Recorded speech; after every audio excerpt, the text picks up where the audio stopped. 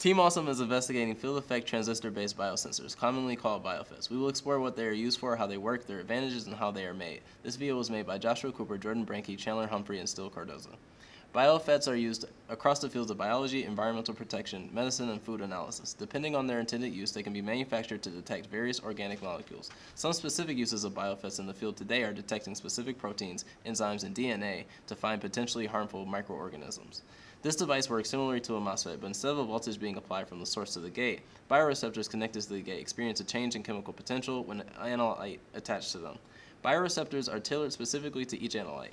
Drain current change is relative to the pH of the solution and ranges from 12 mV per pH to 50 mV per pH, depending on the material of the reference electrode and the solution. The drain current begins to be severely dependent on gate voltage around 2 volts. A change in the drain current indicates the analyte that the bioreceptors were tailored to is in the solution the device is exposed to.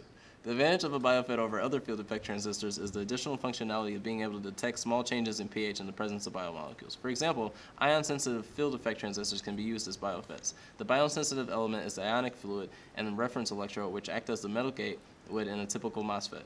When there is a change in pH or certain biomolecules enter the ionic fluid, the potential of the fluid versus the reference electrode changes, changing the gate voltage, resulting in an amplified change in the drain current of the transistor. The typical MOSFET does not have the ability to detect these changes with its metal gate. Starting with a MOSFET, multiple gold pads are placed on a glass substrate with this combination of atomic deposition and liftoff resist. SU8 photoresist covers the glass substrate, except for the sensing pads, for passivation and adhesion with the MOSFET. The substrate is mounted to a printed circuit board and used to wire sensor pads to the MOSFET gate. The whole system is covered in epoxy with the exception of the sensing pad, so it can be placed in electrolyte. This is the Bio-FET.